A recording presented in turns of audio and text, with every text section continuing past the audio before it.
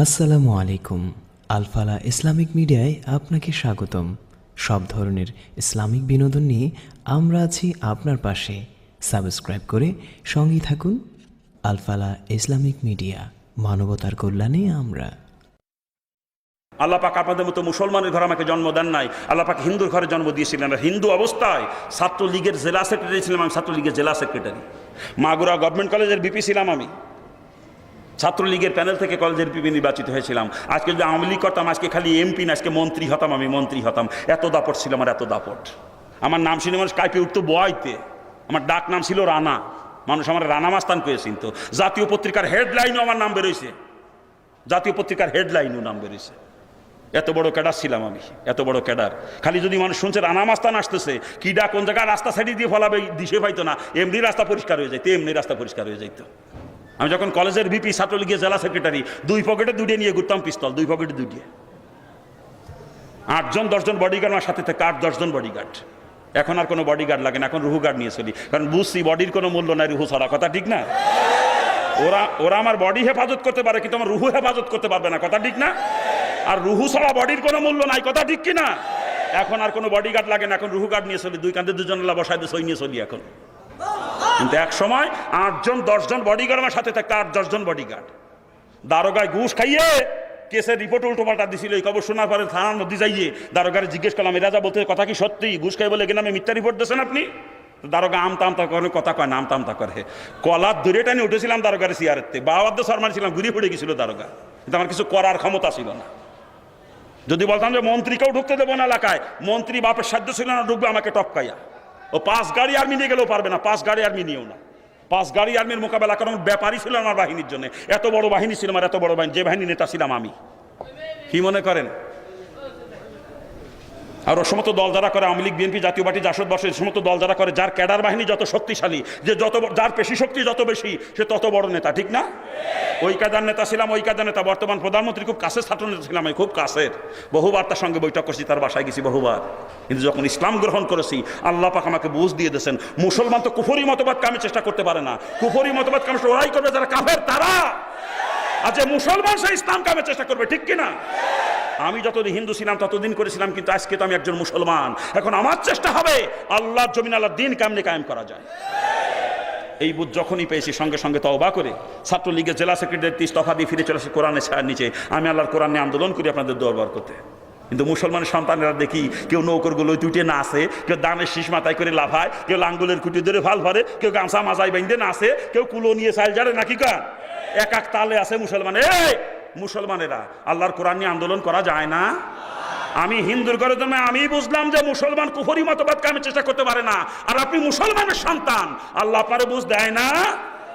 আমি দোয়া করি আল্লাহ সকল মুসলমানকে সঠিক বুঝ দিয়ে দিক। জোরে বলেন আমিন, জোরে বলেন না আমিন। একটা প্রশ্ন করবো আপনাদের কাছে, করব? আজ পর্যন্ত দুনিয়ার বুকে কোনো কাফের কোনো দিন ইসলামকে আমি চেষ্টা করেছে? সারা দুনিয়াব্যাপী চ্যালেঞ্জ দিলাম, একজন কাফের নাম বলেন তো যে ইসলামকে আমি চেষ্টা করেছে? পারবেন বলতে?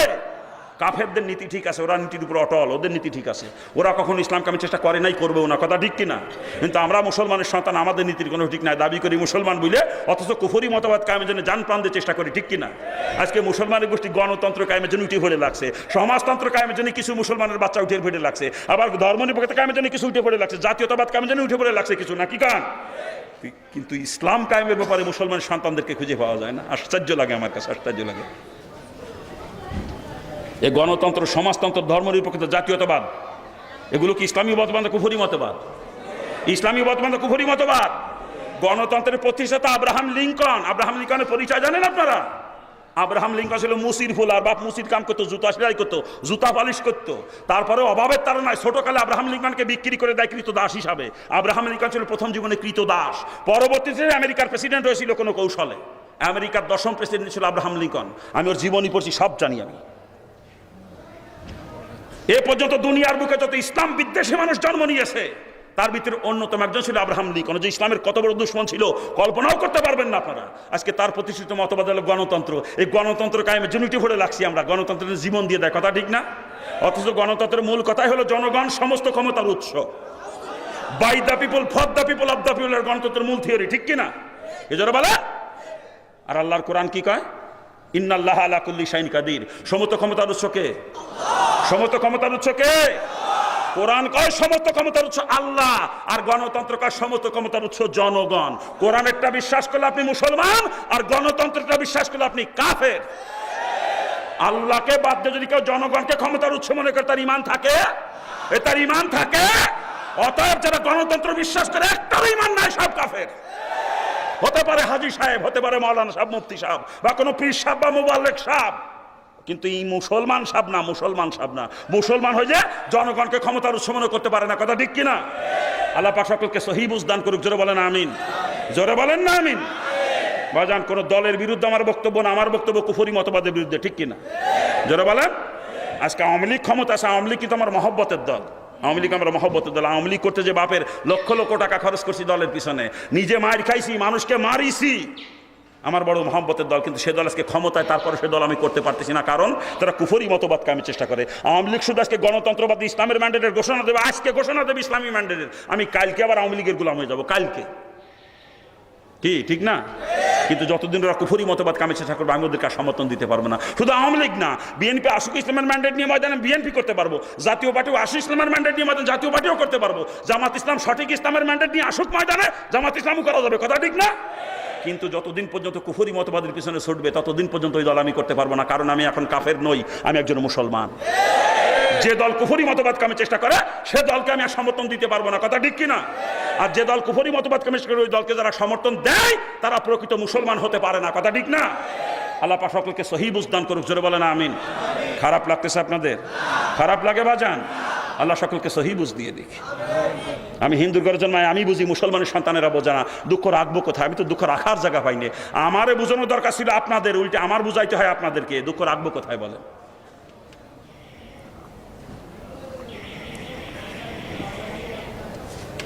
ঠিক আছে তো? আর না চাইলে দিয়েন না। আচ্ছা, ঠিক আছে।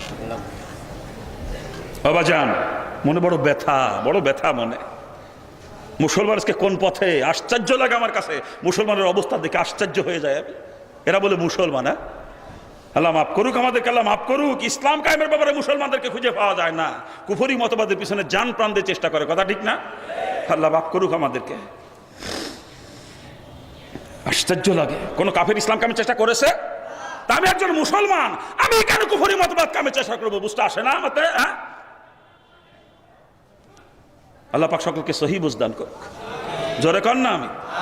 কোন কাফের আমার ইসলাম কামের চেষ্টা করে না, আমি একজন মুসলমান, আমিও আর কুফরি মতবাদ কামের চেষ্টা করবো না। এতদিন করছি, ভুল করছি, তওবা করে ফেলবো, নাকি কন?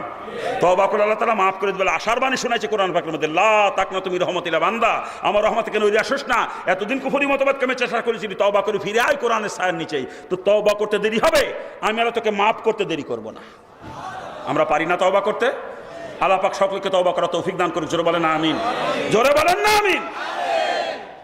কোন কাফের আমার ইসলাম কামের চেষ্টা করে নাই, আমি একজন মুসলমান, আমি আর কুফরি মতবাদ কামের চেষ্টা করবো না। এখন থেকে মৌত পর্যন্ত ইসলাম কামের চেষ্টা করবো, কি বলেন? কি রাজি আছেন আপনারা? রাজি আছেন? মৌত পর্যন্ত ইসলাম কামের চেষ্টা করবো, রাজি আছেন? কারা কারা রাজি? হাত তোলেন তো আমি দেখি।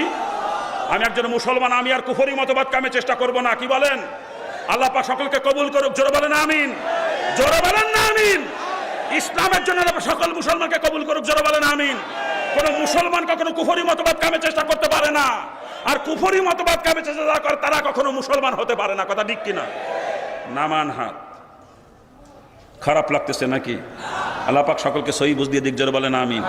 আলোচনা করতেছে আল্লাহ পাক সৃষ্টি করেছি লালি আবুদ্দিন একমাত্র ইবাদতের জন্য, অর্থাৎ যা কিছু দুনিয়া করবো সব কিন্তু ইবাদত হওয়া লাগবে, রাজনীতি ইবাদত বানায় করা লাগবে, কথা ঠিক কিনা? জোরে বলেন। এতক্ষণ আলোচনা করতেছিলাম যে এই কাজের মধ্যে রসুলের তরিকা আছে, ওটা রসুলের তরিকায় করলে ইবাদত হবে, আর রসুলের তরিকার খেলাফ এগুলোটাই কি তাহলে নাফরমানি হয়ে যাবে, ঠিক কিনা? জোরে বলেন। আর একটা কথা স্মরণ রাখতে বলেছিলাম বাজান, যে এই কাজের মধ্যে রসুলের তরিকা খুঁজে পাওয়া যায় না, রসুল এটা কোনোদিন করেন না বা করতে বলেন নাই, ওইটাকে কখনো ইবাদত বানানো সম্ভব না, মুসলমানের কাছেও কখনো যাইতে পারে না, ঠিক কিনা? জোরে বলেন।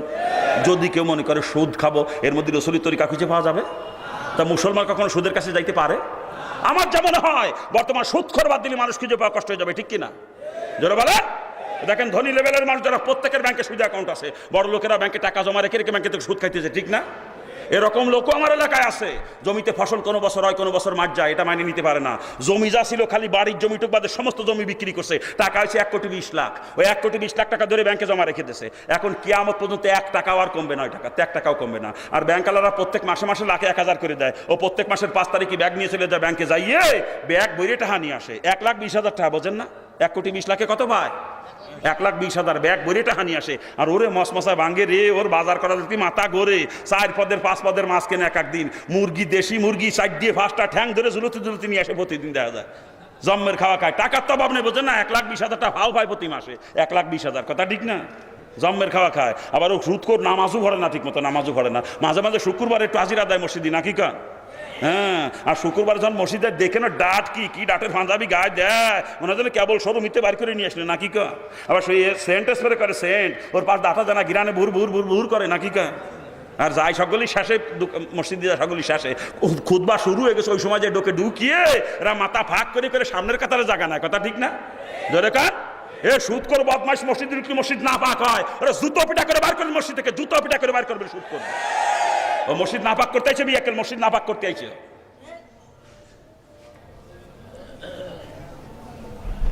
খারাপ লাগতেছে আপনাদের? কাজে কথা বলতেছিলাম, বড় লোকেরা ব্যাংকে টাকা জমা রেখে ব্যাংকে থেকে সুদ খাইতেছে। আর না হলে দেবেন ধনী লোকে বিভিন্নভাবে ব্যাংকে থেকে লোন নিচ্ছে, সিসি লোনে ব্যবসা করে, হাউস লোনে বাড়ি করে, কৃষি লোনে চাষবাস করে, ফার্ম করে, বিভিন্নভাবে ব্যাংকে সুদ দেয়, কথা ঠিক কিনা জোরে বলেন? ধনী লেভেলের মানুষ প্রত্যেকে ব্যাংকের থেকে টাকা সুদ খায় না, ব্যাংকে সুদ দেয়। আর না হয় দেখবেন গরিব মানুষ যারা ব্যাংকে দেওয়ার ক্ষমতা নাই, ওরা আজকে বউ লাগাই দিচ্ছে গ্রামীণ ব্যাংকের সমিতির মধ্যে, বেরাকের সমিতি, আশা সমিতি, প্রশিক্ষা সমিতি, বিভিন্ন এনজিও সমিতির মধ্যে সুদের মধ্যে বড় ডুবাই দিচ্ছে, ঠিক কিনা জোরে বলেন? আবার কিছু কিছু বদমাইশ মার্কা মানুষ পাওয়া যায় এলাকায়, আপনার এলাকায় না থাকতে পারে, আমার এলাকায় আছে। শতকরা হারে টাকা লাগায়, শতকরা 10 টাকা, 1,100 টাকা। এ দেশেও আছে।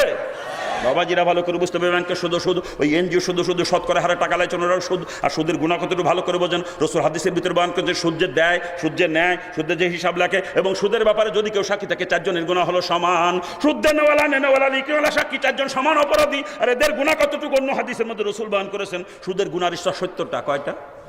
জোরে বলেন, কয়টা? রাসূল বলেন সুদের দ্বারা 70 প্রকার গুনাহ হয়। আর 70 প্রকার গুনার মধ্যে ছোট গুনার কথা রাসূল বলেন, যদি নারী হয়ে সুদ দেয় বা সুদ খায়, কাবা ঘরের ভিতরে নিজের জন্মদাতা পিতার সঙ্গে জিনা করার সমতুল্য গুনাহ হয়। চিৎকার দিয়ে বলেন নাউজুবিল্লাহ। আর যদি পুরুষ হয়ে সুদ দেয় বা সুদ খায়, ওই কাবা ঘরের ভিতরে নিজের গর্ভধারিণী মার সঙ্গে জিনা করার সমতুল্য গুনাহ হয়। চিৎকার দিয়ে বলেন নাউজুবিল্লাহ। এটা হলো সুদের 70টা গুণার মধ্যে ছোটটা। আর 70টা গুনার মধ্যে বড় গুনার কথা হুজুর বলেন, স্বয়ং আল্লাহ এবং আল্লাহ রসুলের সঙ্গে যুদ্ধ ঘোষণা করা। এই দুইটা উল্লেখ আছে হাদিসের কিতাবে, ছোটটা আর বড়টা। মাঝের 68টা উল্লেখ নাই থাকলে তাও বলতাম সুদ এত নিকৃষ্ট জিনিস। অন্য হাদিসের মধ্যে রাসূল বয়ান করেছেন 1 দেরহাম সমস্যা, আগে একবার বলছি, খেয়াল আছে? 4.31 পয়সা পরিমাণে ছিল আমাদের দেশে। রাসূল বলেন 1 দেরহাম পরিমাণে সুদ যদি কেউ দেয় বা খায়, কমপক্ষে 36 বার। কয়বার? মুখস্থ করেন, কয়বার? রাসূল বলেন 1 দেরহাম সুদের পরিবর্তে কমপক্ষে 36 বার নিজের মা বাবার সঙ্গে জিনা করার সমতুল্য গুনাহ হয়। চিৎকার দিয়ে বলেন নাউজুবিল্লাহ। আচ্ছা বলেন, কোন মুসলমানরা নারী মা বাবার সঙ্গে জিনা করতে পারে? কোন ইহুদি নাচারা পারে? কিন্তু আজকে আমরা মুসলমান তাই করতেছি, স্ত্রীকে যে সমিতি করাইয়ে সুদে টাকা আনাইয়ে ওই স্ত্রীকে তার বাপের সঙ্গে জিনা করাইতেছি। আর আমি বিয়াকেল সুদে টাকা খাইয়ে আমার মার সাথে জিনা করতেছি। এ মুসলমান, পাও দুকেন ধরে কষি। যদি কেউ কোনো প্রকার সুদের সঙ্গে জড়িত থাকেন, এখনো সময় আছে, তওবা করে ফেলেন। তওবা করেন, তওবা করে আল্লাহ মাফ করে দিলে। আশার বাণী শোনাইছে, লা তাকনাতু মির রাহমাতিল্লাহ, আমার রহমত থেকে নইলে হাস না। এতদিন সুদের ভিতরে লিপ্ত ছিলি, তওবা করে ফিরে আয়। তুই তওবা করবি, আমি সাথে সাথে মাফ করে দেবো। পারি না তওবা করতে আমরা সুদের থেকে? পারি না?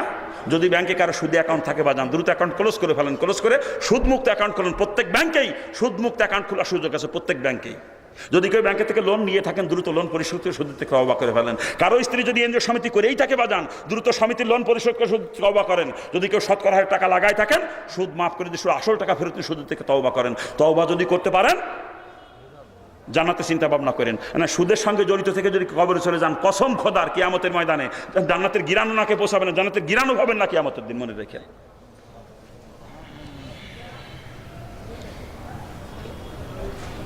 আমরা পারবো তো তওবা করতে সুদের থেকে?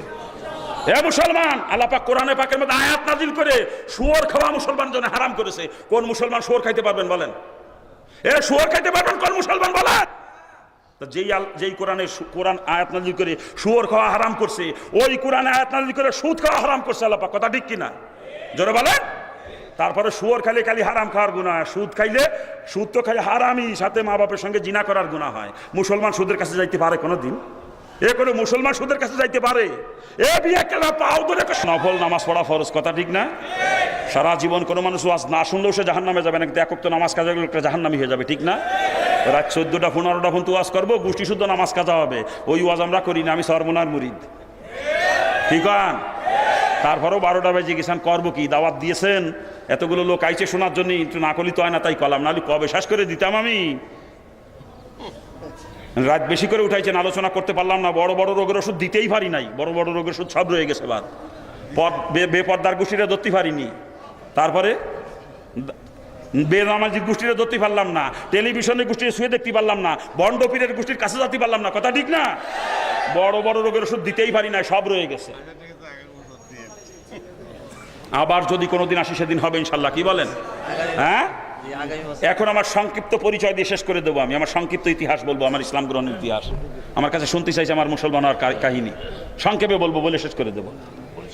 জি জি জি, সংক্ষিপ্ত পরিচয়। আমি ভারত থেকে আসছি, এমন না বাজান এদেশেরই সন্তান আমি, এদেশ আমার মাতৃভূমি, আমার জন্মস্থান এদেশি।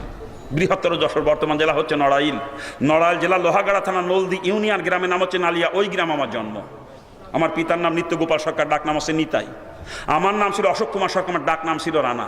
গত 90 সালে মুসলমান হয়েছি, তখন আমি ডিগ্রি ফাইনাল ইয়ারের ছাত্র। 90 সালে ডিগ্রি পাস করছি, মুসলমানের পরের বছরে ওই কলেজের ভিপি থাকা অবস্থায়, ছাত্রলীগের জেলা সেক্রেটারি থাকা অবস্থায় মুসলমান হয়েছি ওই সময়। এরপরে মাস্টার্স কমপ্লিট করছি ঢাকা ইউনিভার্সিটি থেকে। মাস্টার্স কমপ্লিট করার পরে কলেজে চাকরি হয়েছিল, কলেজের লেকচারার হিসাবে চাকরি হয়েছিল। আবার ওই সময় প্রাইভেট পরীক্ষা দিয়ে LLBও কমপ্লিট করেছি। আমি কিন্তু অ্যাডভোকেট একজন, আমি কিন্তু একজন অ্যাডভোকেট। আমি কলেজে শিক্ষকতা করছি মাত্র 7 মাস। 7 মাস যখন চাকরির বয়স, আমার কলেজ মাঠে তখন চরমনার পিসাবের মাহফিল হয়েছিল একটা। এর আগে চরমনার পিসাবের চিন্তাও না, তার বয়ানও শুনি নাই কোনোদিন। ওই দিন প্রথম চিন্তা করলাম যে পিসাব আসতেছে, বয়ানটা শুনিয়ে আসি। গেলাম বয়ান শুনতে। হুজুর ওই দিন পর্দার বয়ান করেছিলেন, একটা হাদিসের ব্যাখ্যা, দয়ুসু লা ইয়াদখুলুল জান্নাহ, দয়ুস কখনো জান্নাতে যাবে না, লা ইয়াদখুল কখনো প্রবেশ করবে না। হুজুরের ওই দিন বয়ান শোনার পরে সারা রাতের মধ্যে আর ঘুমাইতে পারছিলাম না, সারা রাত খালি কাঁদছিলাম যে করলামটা কিয়া, জাহান্নামের থেকে বাঁচার জন্য মুসলমান, আবার মুসলমান কলেজে শিক্ষকতা করি, যুবতী মেয়েদেরকে পড়ে, আমি তো দয়ুস, আমার তো জাহান্নামেই যাওয়া লাগবে, তা মুসলমান হয়ে কি লাভ হইলো? খালি খালি আমার দুনিয়া বরবাদ করে দিয়ে চলে আসলাম জাহান্নাম থেকে বাঁচার জন্য, এখন আখিরাতও বরবাদ করতেছি। এই চিন্তা সারা রাতের মধ্যে ঘুমাইতে পারি নাই, সারা রাত কান্না থামাইতে পারি নাই, বুক ভাঙে খালি কান্না আসছে। করলামটা কিয়া, চোখের পানি যত পুরো বালিশটা ভিজে গেছে, রাত্রে পুরো বালিশটা ভিজে গেছে। ফজরের নামাজ পড়ে কাগজ কলম নিয়ে বসে রিজাইন লেটার লিখছি, লিখে অন্য লোকের মারফতে কলেজে পাঠা দিছি, নিজে আর কলেজে যাই নাই। ওই পর্যন্ত চাকরি শেষ, আমি না খেয়ে মরে যাইতে রাজি, দয়ুস হয়ে কবরে যাইয়ে জাহান্নামে যাবো। আমার পক্ষে জাহান্নামের আযাব আমি সহ্য করতে পারবো না। হিন্দু অবস্থায় জাহান্নামের যে বিবরণ পড়ছে বিভিন্ন কিতাবে, ও কোনো মানুষের পক্ষে সহ্য করা সম্ভব না। ওই জাহান্নাম থেকে বাঁচার জন্যই খালি মুসলমান হয়েছি। আবার চাকরি করে জাহান্নামে যাবো, ওই চাকরি আমার প্রয়োজন নাই। চাকরিও ছাড়ছি আমি, চাকরিও ছাড়ছি। চাকরি ছেড়ে দেওয়ার পরে রমজান মাসে সরমনাইতে গেলাম তালিম তরবিয়াতে। হুজুরের সঙ্গে পরামর্শ করলাম। হুজুর পরামর্শ দিন, বাবা আপনি একজন MA পাস মানুষ, চাকরি যখন সাইডেই দিয়েছেন, আপনি যদি আলেম হইতেন আল্লাহ পাক মনে হয় কিছু খেদমত আপনাকে দিয়ে নিত। তখন আমি বলেছিলাম, হুজুর আমার জন্য দোয়া করেন, আল্লাহ তোমাকে আলেম বানায় দিনের খেদমত করার সুযোগ দেয় আল্লাহ। আল্লাহর কুতুব চরমনার মসজিদের মিম্বরে বসা, আমি হুজুরের পায়ের কাছে বসা, ইফতারির ঠিক আগ মুহূর্তে আমার মাথায় হাতে হুজুর দোয়া করেছিলেন সেদিন, যে আমি দোয়া করি আল্লাহ পাক আপনাকে আলেম বানাক, দিনের খাদেম ইনশাআল্লাহ পাক কবুল করুন।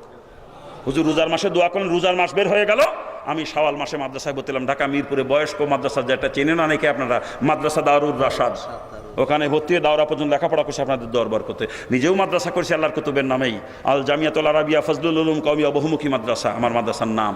মানুষ সংক্ষেপে বলে জামিয়া ফজলুল উলুম। আমার মাদ্রাসা দাওরা পর্যন্ত আপনাদের দোয়ায়।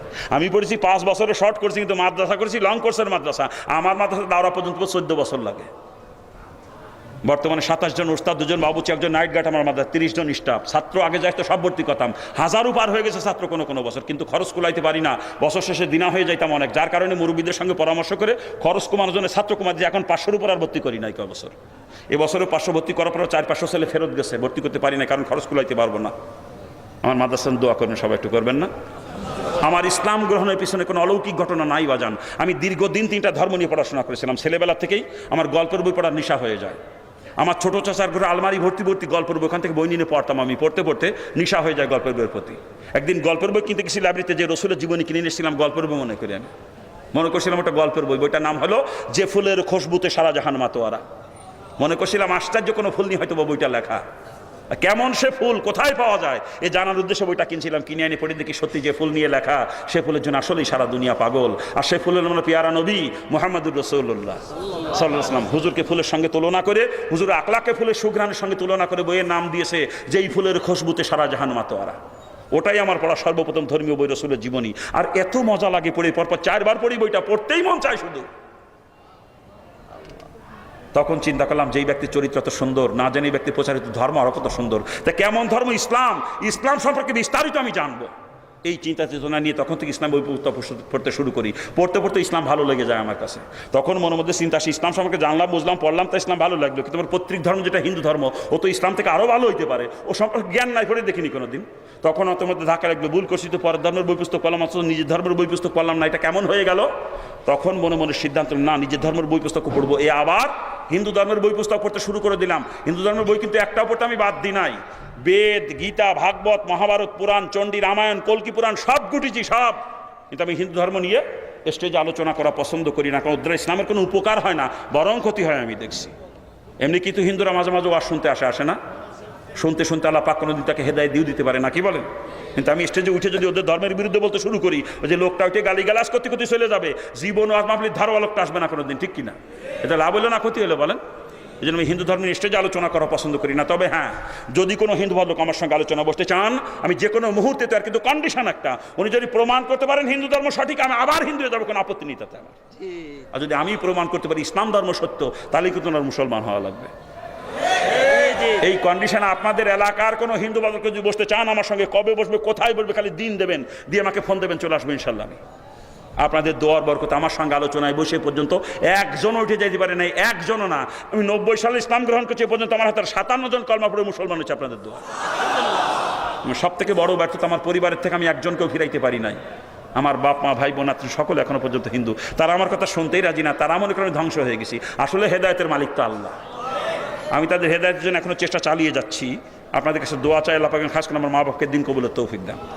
পারতাম যদি গরিব গুরুব হইতো তাহলে পারতাম, মাঝে মাঝে টাকা পয়সা দিলে, হাদিয়া তোফা দিলে দিল নরম। তারা তো আমার টাকার দিকে টাকা প্রস্তাবও করে না। অডেল সম্পদের মালিক আমার বাপ, অডেল সম্পদের মালিক। আমার বাপে যে কত সম্পদ অনেকের কল্পনায়ও আসবে না, এত সম্পদের মালিক সে। তারা তো আমার টাকার দিকে টাকা প্রস্তাবও করে না। দোয়া করা ছাড়া কোনো পথ নাই আমার তাদের জন্য।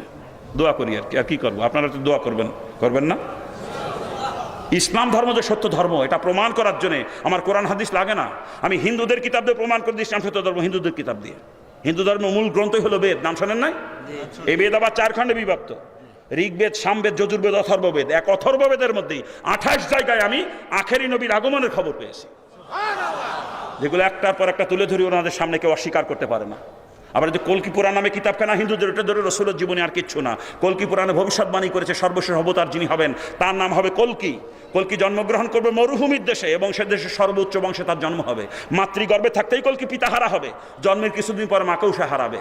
ছেলেবেলায় সবাই তাকে ভালোবাসবে, আদর করবে। যখনই বড় হয়ে অবতার রূপে ধর্ম প্রচার করতে শুরু করবে, আত্মীয় স্বজনরাও শত্রু হয়ে যাবে, শেষ পর্যন্ত দেশে থেকে তাড়িয়ে দিবে। যে দেশে গিয়ে আশ্রয় নিবে সে দেশের মানুষ তাকে সাদরে গ্রহণ করবে। কল্কি অশ্বপৃষ্ঠে সওয়ার হয়ে তরবারি দ্বারা যুদ্ধ করবে। আর কল্কি অবতারের 4 জন প্রধান অনুচর থাকবে। এই কল্কি অবতার আবির্ভাবের পরে দুনিয়ার সকল মানুষের জন্য তার প্রচারিত ধর্মই সত্য ধর্ম বলে বিবেচিত হবে। জি, চিনতে পারছেন আপনারা? কল্কি অবতার চিনতে পারছেন? হ্যাঁ, হিন্দুরা এখনো বিশ্বাস করে কল্কি অবতার আসে নাই, সামনে আসবে। জিজ্ঞেস করে দেখেন ওদের বিশ্বাস কল্কি অবতার সামনে আসবে।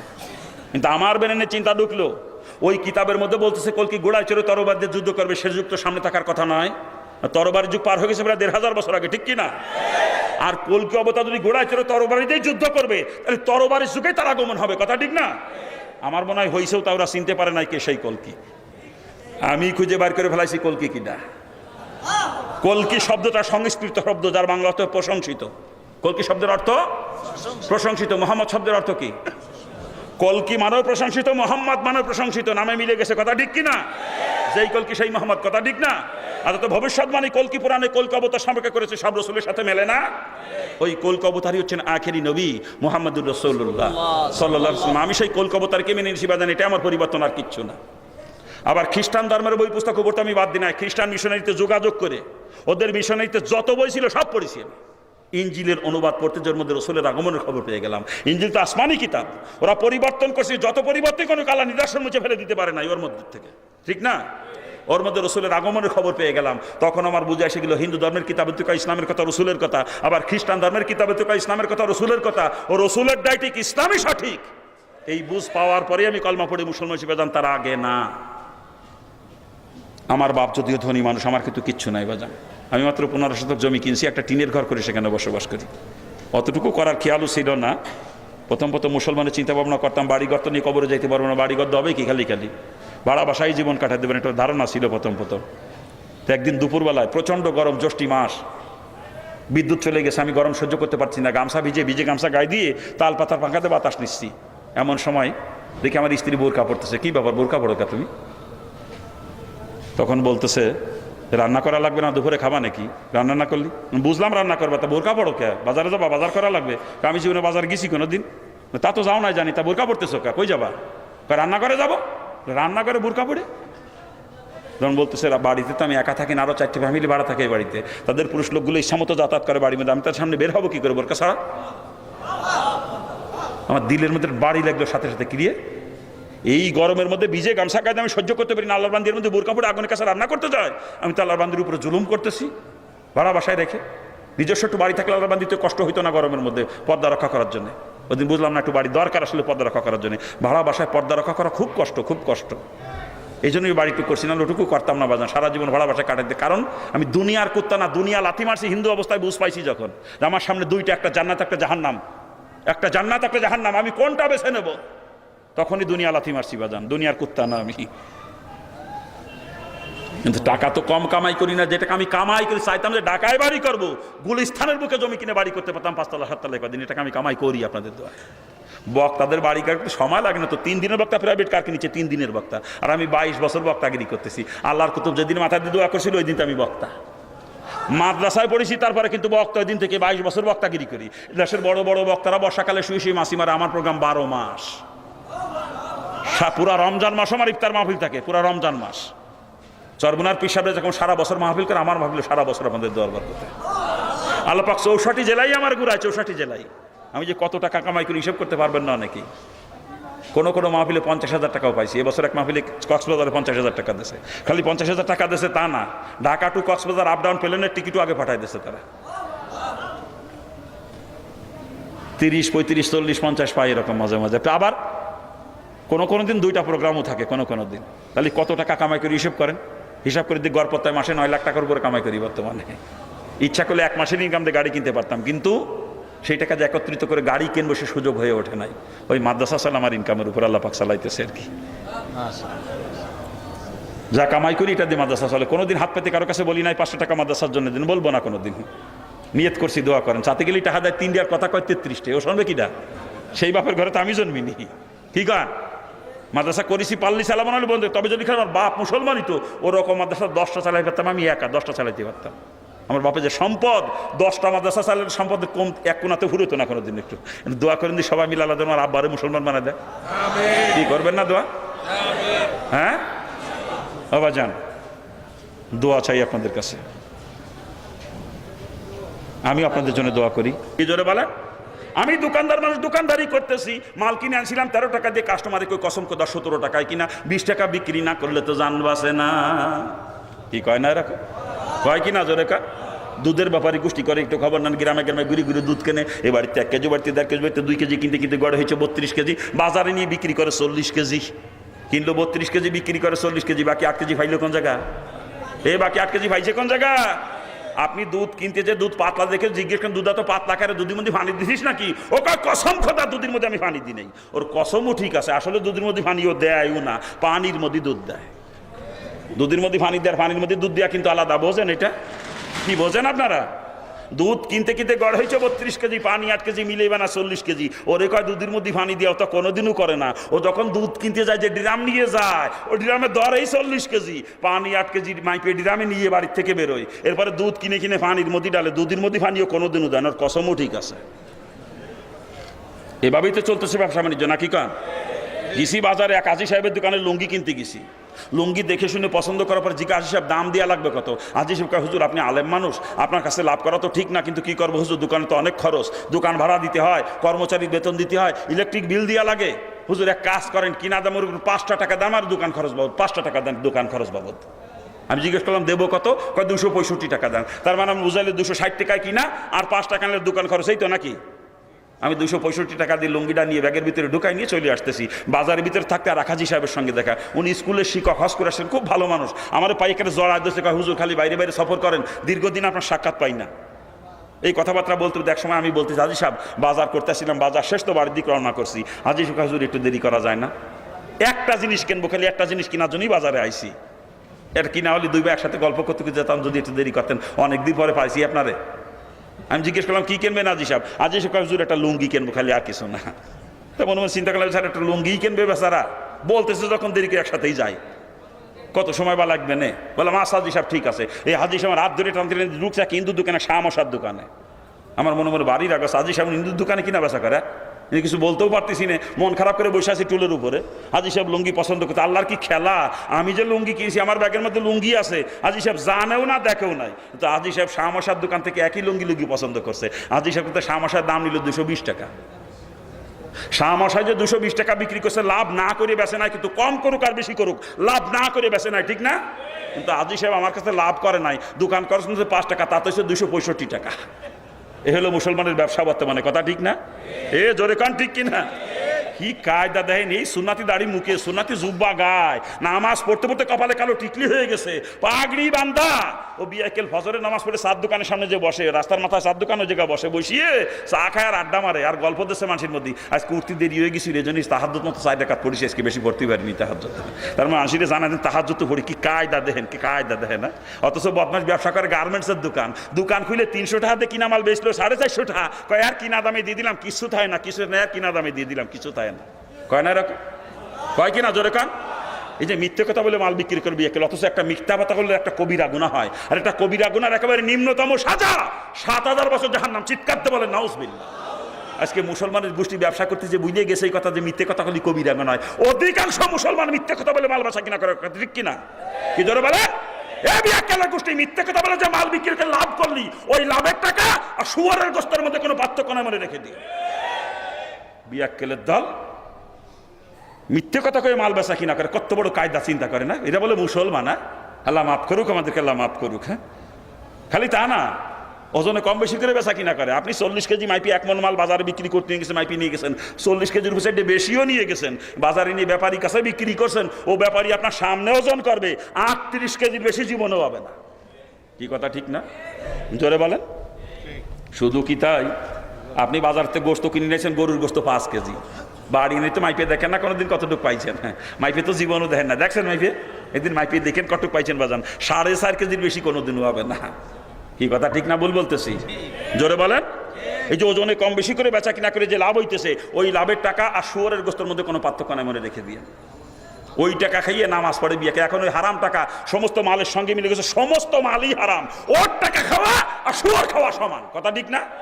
ওই শুয়োর খাইয়ে বিয়েকেল নামাজ পড়ে, কোন সোর কইছে তোর নামাজ পড়তে বিয়েকেল? এই তোর নামাজ পড়তে পড়তে কপাল কালো হয়ে যাবে, একটা শেষ দাও কখনো আমার মাবুদের দরবারে কবুল হবে না, একটা শেষ দাও না। ইবাদত কবুল 1 নম্বর শর্ত হলো হালাল রুজি খাওয়া, ঠিক কিনা? জোরে বলেন। হারাম খোরের কোন ইবাদত আমার আল্লাহ কবুল করে না।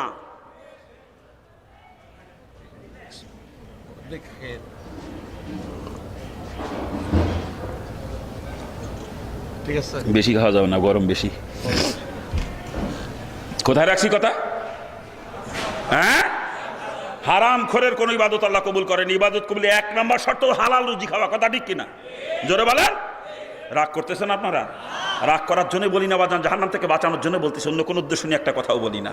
জাহান্নাম থেকে বাঁচানোর জন্য ব্যবসা বাণিজ্য যে যা করেন সুন্নাত তরিকার উপরে করেন, রুজিটা হালাল হোক, হালাল কামাই করেন, হালাল খান, ইবাদত বন্দেগী কবুল হবে।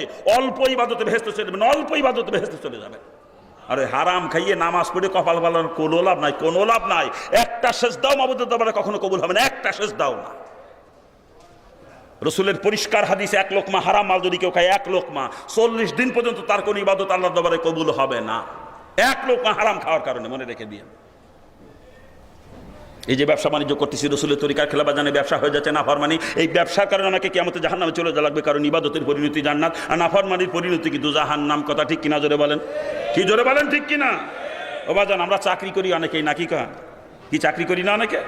চাকরি করার জন্য আল্লাহ পাক সৃষ্টি করে না, সৃষ্টি করে সিবলা লিয়াবুদুন একমাত্র ইবাদতের জন্য। অর্থাৎ চাকরি যদি করাই লাগে ইবাদত বানাইয়া করা লাগবে, ঠিক না? আর ইবাদত তখনই হবে চাকরি রসুলের তরিকায় হবে, ঠিক না? এই চাকরির মধ্যে রসুলের তরিকা আছে তো? আছে রসুলের তরিকা?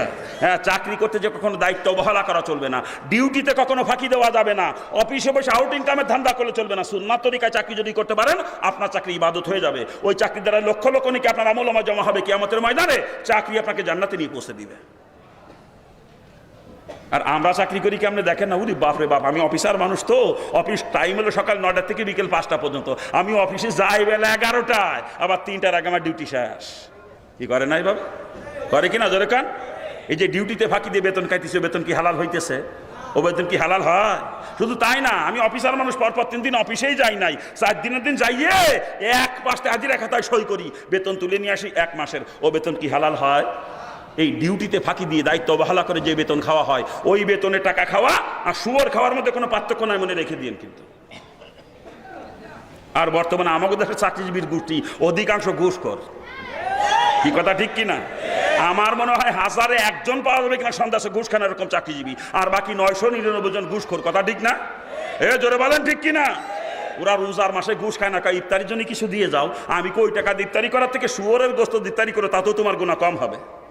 শুয়োর খাইলে খালি হারাম খাওয়ার গুনাহ হইতো, আর ঘুষের টাকা আমি খাইলাম, ও টাকা তো হারামই, সাথে সাথে তার কাছ থেকে ঘুষ নিলাম, তার উপরে জুলুম করা হইলো, হারামও খাইলাম জালেমও হইলাম। আর শুয়োর খাইলে খালি হারাম খাওয়াইতো, জালেম হইতাম না আমি। সরকার বেতন দেয় 15,000, 20,000, 25,000, 30,000, ওতেও কলিজা পড়ে না, পায়খানা তো না খালি হবে না, শুয়োর খাইও দলে বিয়াকেলে, ওতে পায়খানা খাইস রে বিয়াকেল, তাতেও তোর গুনাহ কম হবে, পায়খানা খালিও গুনাহ কম হবে ঘুষ খাওয়ার থেকে। ওই দেখেন না কি সুন্নতি দাড়ি মুখে, জুব্বা গায়, টুপি মাথায়, কপাল কালো হয়ে গেছে নামাজ পড়তে পড়তে, অফিসার মানুষ, অফিসার মানুষ অফিস করে টুপি মাথায় দিয়ে জুব্বা গায়ে দিয়ে, জোহরের আজানও দিয়ে দিয়েছে, নামাজ পড়তে যাবে প্রস্তুতি নিয়েছে। এমন সময় একজন লোক একটা ফাইল গেছে, কয় স্যার আপনার একটা সই নাহলে আমার কাজ আছে না। স্যার একটা সই, স্যার একটা সই। কয় টাকা দাও, টাকা না দিলি সই হবে না। রে বিয়াকেল, হে তোরে বেতন দিয়ে ওই চেয়ারে বসানো সই করার জন্য, ওটা তোর ডিউটি, দায়িত্ব। ওই দায়িত্ব পালন না করলে তোর বেতন হারাম। আর সই করার জন্য আলাদা টাকা না, বিয়াক্কেল কোথাকার বদমাইশ। সরকার তোর বেতন দেয়, সরকারের বাপের ঘরে টাকা দিয়ে না, ওই যে লোক ফাইল নিয়ে আইসে ওর ট্যাক্সের টাকা দিয়ে তোর বেতন দেওয়া হয়। বিয়াক্কেল আবার সই করার জন্য টাকা চা, ওই টাকা শুয়োর খাওয়া, ওই টাকা খাওয়া আর শুয়োর খাওয়া সমান।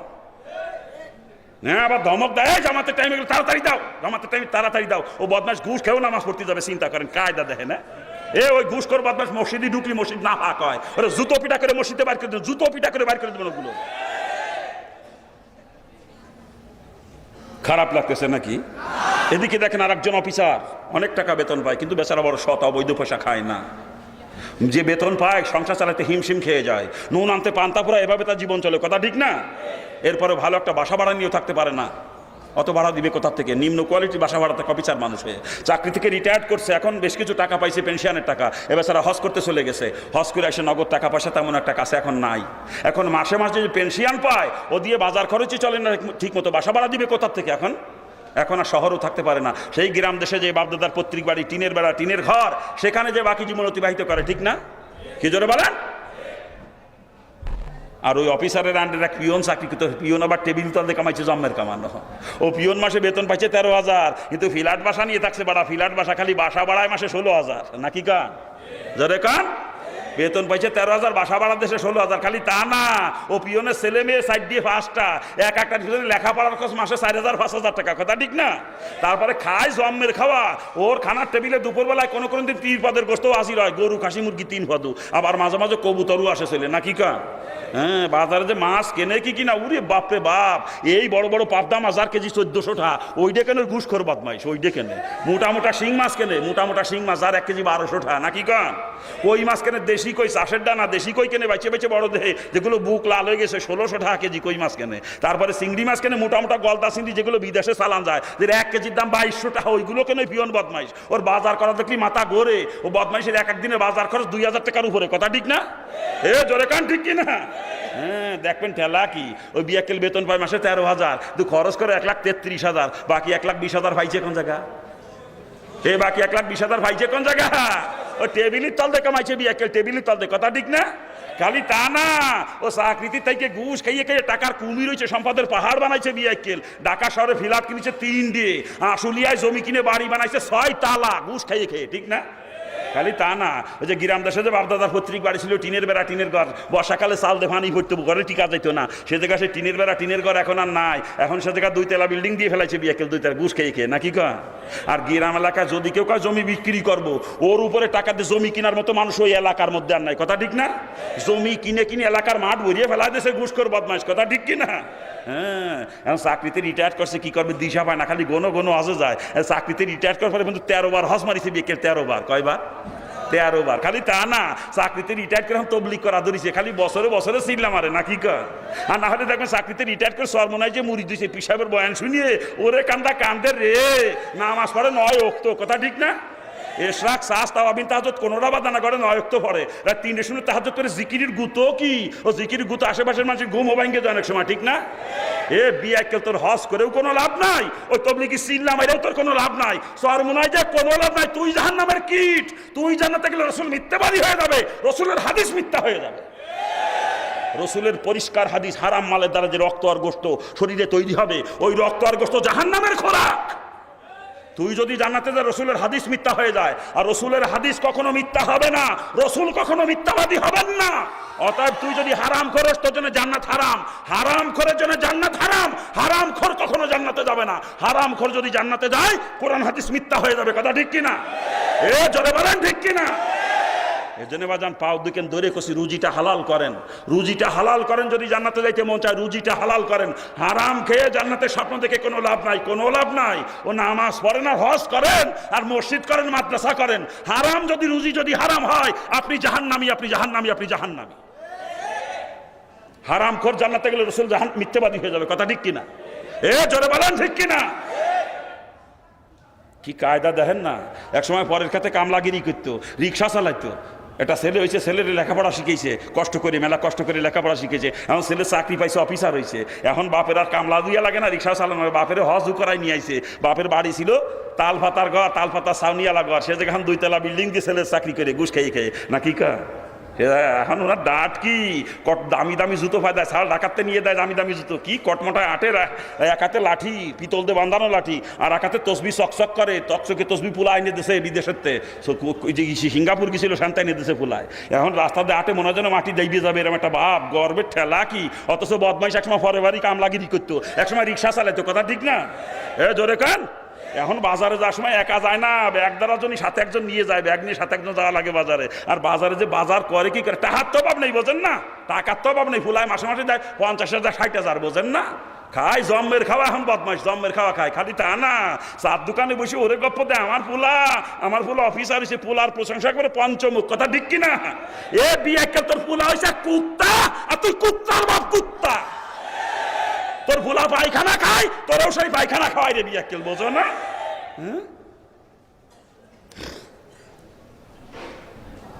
ফুলার প্রশংসা করে, ফুলারে জিজ্ঞাসা জীবনে কোনোদিন তুই বেতন পাও কয়টা, এটা ফ্ল্যাট কিনিছো, বাড়ি কিনিছো, গাড়ি কিনিছো, এত টাকা পালি কোন জায়গা, তুই জিজ্ঞাসা ফুলারে কোনোদিন? এ বিয়াক্কেল, ওই ফুলা তো জাহান্নামে যাবে, তোর যাওয়া লাগবে আগে, তোরে আগে জাহান্নামে ফেলাইয়ে তোর বুকের উপরে পাড়া দিয়ে তোর ফুলা জাহান্নামে যাবে রে বিয়াক্কেল, মনে রেখে দিস।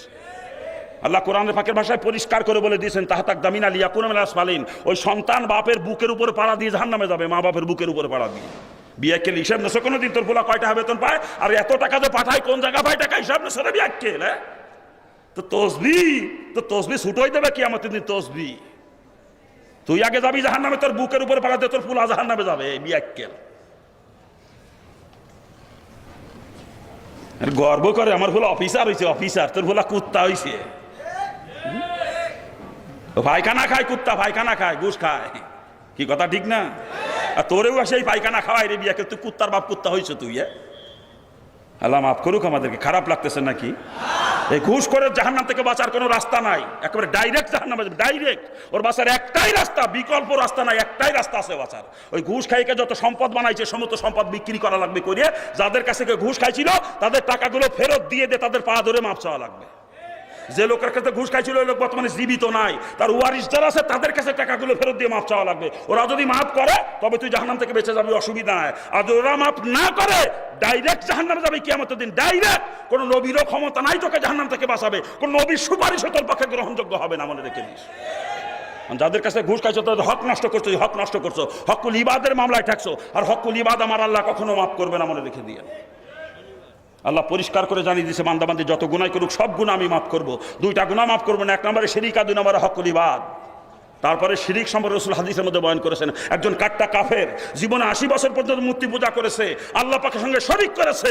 ওই 80 বছর বয়সে মৌতের আগ মুহূর্তে তার জ্ঞান ফেরে, ওই সময় সে যদি তওবা করে ঈমান আনে, তওবা করার সাথে সাথে আল্লাহ পাক তার 80 বছরের মূর্তি পূজা সেরক গুনাহ মাফ করে দেন। কিন্তু হকুল ইবাদের গুনাহবাদ না, তওবা করলে মাফ হয় না। ভুল বলছি, হকুল ইবাদত তওবা করলে মাফ হয়। তো হকুল ইবাদত তওবা কিন্তু আলাদা। আস্তাগফিরুল্লাহ বলে হকুল ইবাদত তওবা হবে না। হকুল ইবাদত তওবা হচ্ছে যারা হক নষ্ট করেছেন আদায় করে দেওয়া লাগবে। আদায় করার সামর্থ্য যদি না থাকে ওর কাছে মাপ চাইতে হবে, ও যদি মাফ করে আল্লাহও মাফ করবে, এটাই হকুল ইবাদত তওবা। আর ওই বান্দা বান্দি যতক্ষণ পর্যন্ত মাফ না করবে আমার আল্লাহ ততক্ষণ হকুল ইবাদ মাফ করবে না। কথা ঠিক কিনা? কি জোরে বলেন ঠিক কিনা? আর শুধু ঘুষ খেয়ে হক নষ্ট করছে মানুষের তা না, ব্যবসা করতে যে মালের ভিতরে ভেজাল ঢুকাই বিক্রি করেছেন যার কাছে তার হক নষ্ট করেছেন। ওজনে কম বেশি করে যাদের সঙ্গে বেচা কিনা তাদের হক নষ্ট করেছেন। মিথ্যা কথা বলে যার কাছে মাল বিক্রি করেছেন তার হক নষ্ট করেছেন। এগুলো সব হকুল ইবাদ বাজান, সব হকুল ইবাদ এগুলা। যদি জাহান্নাম থেকে বাঁচতে মন চায় এগুলো সংশোধন করেন, দ্রুত সংশোধন করেন, আর না হলে কিয়ামতের ময়দানে কোনো নবীও আপনাকে বাঁচাইতে পারবে না। একটা ডাইরেক্ট জাহান্নাম, ডাইরেক্ট, মনে রেখে দিন, ডাইরেক্ট জাহান্নাম। আর শুধু এগুলাই না, হকুল ইবাদ আরও আছে, বলবো? হ্যাঁ, কত কায়দা দেখেন না। রাত্রি অন্ধকার আরেকজনের পুকুরি জাহিজাল মারে নাকি কা? হ্যাঁ, এ বিয়া কেল তুই মাছ খালি না শুয়োর খালি? হ্যাঁ,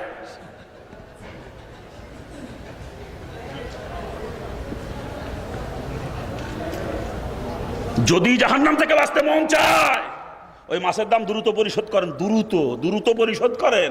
না মাছে আপনারা জাহান্নামে নিয়ে যাবে, কিন্তু কোনো নিস্তার নাই। আর একজনের গাছের থেকে কদু ছিঁড়ে নিয়েছে, কদু লাউ আমি নিয়ে শৈল মাছ দিয়ে রান্না করি। বিয়াকে তুমি কদু দিয়ে শৈল মাছ দিয়ে খাও নাই, খাইছো শুয়োরের গোস্ত দিয়ে শৈল মাছ দিয়ে। ওই কদু যে গাছ লাগাইছিল তার জন্য কদু, টাকা দিয়ে কিনে খাইলে তোমার জন্য কদু হইতো। চুরি করে খাইছো যে ও শুয়োরের গোস্ত থেকেও খারাপ। আজকে থেকে 10 বছর আগে বাজার এক দোকান থেকে বাকি সদাই করেছিলেন, 50 টাকার বাকি সদাই। বলছিলেন টাকা নাই, এখন কালকে দিয়ে দেবো। পরে আর দোকানের সামনে যান নাই, অন্য পাশ দিয়ে ঘুরে ঘিরে বাজার করে চলেছেন। কিছুদিন দোকানদার সাথে দেখাই দেন নাই। কথা ঠিক না? কি জোরে কান? হ্যাঁ, কিছুদিন পরে দোকানদার বুঝলে গেছে আপনার কাছে টাকা পাবে, আপনি বলেন নাই বাজান, আপনি বলেন নাই, আপনার মনে আছে। কথা ঠিক না? কিন্তু দোকানদারের টাকাটা পর্যন্ত দেন নাই, দিয়ে নিয়ে তো নাই, নিয়ে থাকলে তো কবেই দিয়ে দিতেন। কথা ঠিক কিনা? কি জোরে বলেন? বাবা যান, দুনিয়াতে দেন আর না দেন কিয়ামতের দিন দেওয়াই লাগবে, মাপ নাই। হকুল ইবাদের ব্যাপার কোনো সৈয়দ বলা বলি চলবে না, দেওয়াই লাগবে, কোনো মাপ নাই। দুনিয়াতে দিলে তো টাকা পয়সা দিয়ে পরিশোধ করতে পারতেন, কিয়ামতের দিন টাকা পয়সা থাকবে না, দেওয়া লাগবে নেকি। কি দেওয়া লাগবে? কি দেওয়া লাগবে? নেকি। আর কতটুকু দিতে হবে রাসূল হাদিসের মধ্যে পরিষ্কার করে জানিয়ে দিয়েছেন। ভাইজানরা রাগ করে চলে যাচ্ছেন নাকি? খারাপ লাগলে বলেন, আমি শেষ করে দেবো, কিন্তু চলে যায় না রাগ করে। আমি আপনাদেরকে কষ্ট দিতে আসি নাই, খারাপ লাগলে বলবেন, আমি শেষ করে দেবো।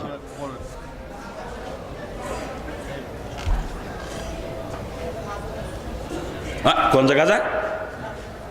ও তাই, এমন রাগ করে চলে যায় নাকি? কোথায় রাখছি কথা? হ্যাঁ,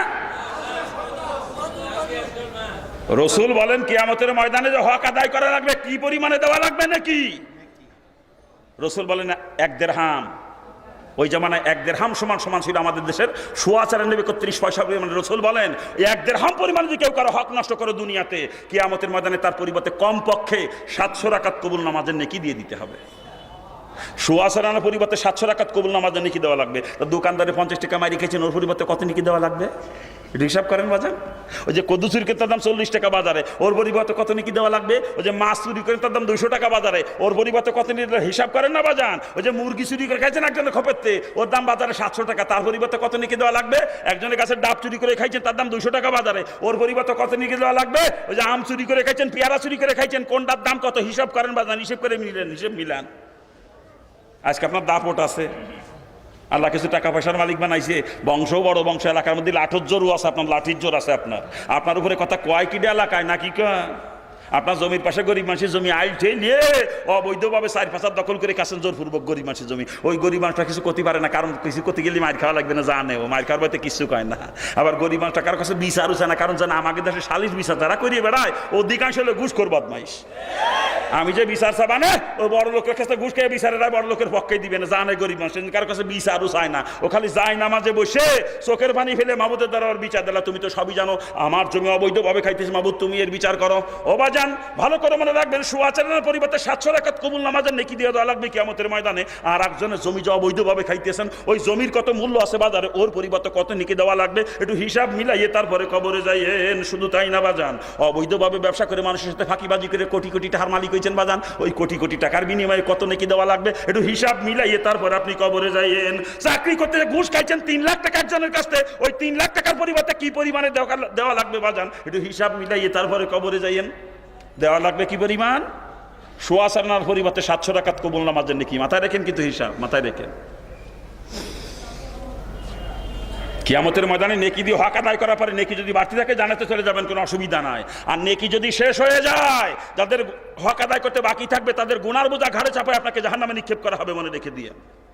এই জন্য বাজান আমি বলি কি বাজান, পাও ধরে বলে যায়, যদি কেউ কোনো প্রকার কারো হক নষ্ট করে থাকেন দুনিয়াতে, ওই মামলা নিষ্পত্তি দুনিয়া থেকে করে জাহান্নাম থেকে বাঁচতে মন চায় না, কিয়ামতের ময়দানে হকুলিয়া ইবাদের মামলা যদি কেউ একবার থাকে, তার জাহান্নাম থেকে বাঁচার আর কোনো রাস্তা থাকবে না, ডাইরেক্ট জাহান্নাম, ডাইরেক্ট, মনে রেখে দিয়ে। কিয়ামতের ময়দানে কেউ মাফও করবে না, করবে কি কেউ মাফ করবে বাজান? কেউ মাফ করবে না। একটা নেকি দিয়ে যেদিন কেউ সাহায্য করবে না, হাসরের ময়দানে আপনার নেকি বদি ওজন হচ্ছে মিজানের পাল্লায়, একটা নেকি কম পড়ে গেছে আপনার, আল্লাহ পাক সুযোগ দিবে, তুই একটা নেকি জোগাড় করে নিয়ে আয়, তোকে আমি জান্নাতে দিয়ে দেবো। সারা হাসরের ময়দান ঘুরে কারো কাছে একটা নেকি সেদিন পাইবেন না। মায়ের কাছে নেকি চাইলে মা আপনাকে সন্তান বলে অস্বীকার করবে, বাপের কাছে নেকি চাইবেন, বাপ বলবে দুনিয়াতে বিয়েই করেছিলাম, আমার কোনো ছেলে মেয়ে ছিল না, তুই আবার কিডা? মহব্বতের স্ত্রীর কাছে যাইবেন একটা নেকির জন্য, স্ত্রী স্বামী বলে পরিচয় দিবে না সেদিন, বন্ধু সেদিন আপনাকে চিনবে না, ভাই আপনার কাছেও আসবে না বাজান, মনে রেখেন। এত ভয়াবহ অবস্থা হবে কিয়ামতের দিন। নিজের হিসাব বিকাশ নিয়ে প্রত্যেকে এত ব্যতিব্যস্ত হয়ে পড়বে, কারোর দিকে তাকানোর সুযোগ পর্যন্ত পাবে না। যেদিন নবীরা পর্যন্ত নাজাতের চিন্তায় পেরেশান হয়ে ইয়া নাফসে নাফসি করতে শুরু করবে, নবীরা পর্যন্ত। এত ভয়াবহ অবস্থা হবে কিয়ামতের দিন। একটা নেকি দিয়ে যেদিন কেউ সাহায্য করবে না, হকুল ইবাদের মামলা থেকে সেদিন কেউ রেহাই দিবে? বলেন কি কেউ রেহাই দিবে? এই জন্য বাজান পাও ধরে বলে যাচ্ছি, যদি কোনো প্রকার কারো হক নষ্ট করেই থাকেন, ওই মামলা নিষ্পত্তি দুনিয়া থেকে করে যান, জাহান্নাম থেকে বাঁচতে যদি মন চায় দুনিয়া থেকে করে যাইয়েন। না কিয়ামতের মধ্যে হকুল ইবাদের মামলা ঠেকছেন কিনা আপনি জাহান্নামী, যে ঠেকছেন কিনা। 3টা কাজের দ্বারা মানুষের সমস্ত গুনাহ মাফ হয়ে যায়, কিন্তু হকুল ইবাদ মাফ হয় না। হকুল ইবাদ মাফ হওয়ার জন্য শর্ত, যার হক নষ্ট করছি সে মাফ করা লাগবে, তার আগ পর্যন্ত না। কথা ঠিক কিনা? এজন্য বলেন 3টা কাজের ভিতরে 1 নাম্বার কাজ, যদি কোনো ধর্ম থেকে ইসলামে দীক্ষিত হয়, আল্লাহ পাক তার পিছনের সমস্ত গুনাহ মাফ করে দেন, হকুল ইবাদ মাফ হয় না। 2 নাম্বার কাজ, যদি কেউ খালেস তওবা করে, তওবা যদি আল্লাহ পাকের দরবারে কবুল হয়, তারও সব গুনাহ মাফ হয়ে যায়, হকুল ইবাদ মাফ হয় না। হকুল ইবাদের জন্য শর্ত, যার হক নষ্ট করছি সে মাফ করা লাগবে। কথা ঠিক কিনা? 3 নাম্বার কাজ, যদি কেউ হজ করে, তার হজ যদি কবুল হয়, আল্লাহ পাক তারও পিছনে সব গুনাহ মাফ করে দেন, হকুল ইবাদ মাফ হয় না। আমি যখন ইসলাম গ্রহণ করলাম, করার পর ওলামা হযরতরা বলতেন, আলেম ওলামারা বলতেন, বাবা তুমি তো সব গুনাহ আল্লাহ মাফ করে দিতে, তুমি তো বেগুনাহ মাসুম হয়ে গেছো। খুব খুশি লাগতো মনে মনে, আল্লাহ আমার মাফ করে, সব গুনাহ মাফ করে দিয়েছে আল্লাহ আমারা, খুব খুশি লাগতো মনে মনে। কিন্তু পরবর্তীতে কোরআন হাদিস পড়তে পড়তে যখন বুঝতে পারলাম হকুল ইবাদ তো মাফ হয় নাই, হকুল ইবাদ মাফ হওয়ার জন্য শর্ত, যার হক নষ্ট করছি সে মাফ করা লাগবে। এই বুঝ যখন পাইছি, যে এলাকায় ছোট থেকে বড় হয়েছিলাম, ওই এলাকায় যে প্রত্যেক বাড়ি বাড়ি যে মাপ চাইছি, ওই এলাকা 2টা হিন্দু গৃহস্থ ইন্ডিয়ায় চলে গেছে, ইন্ডিয়ায় যায় তাদের কাছে মাপ চাই আসছি, ইন্ডিয়ায় যায়। যে স্কুলে লেখাপড়া করেছিলাম, স্কুলের পাশে বাজার, স্কুলের পাশেই বাজার, প্রতিদিন টিফিনের সময় বাজারে যাইতাম, বিভিন্ন দোকান থেকে বিভিন্ন জিনিস কিনে কিনে খাইতাম। হয়তো টাকা ছিল না, বলছিলাম দিয়ে দেবো, পরে আর দেওয়া হয় নাই, হতে পারে কিনা এরকম। ওই বাজারে যে প্রত্যেক দোকানে দোকানে মাপ চাইছি, হকুল ইবাদ কত মারাত্মক জিনিস, এ মুসলমান কল্পনাও করতে পারেন না আজকে, কল্পনাও করতে পারেন না আজকে।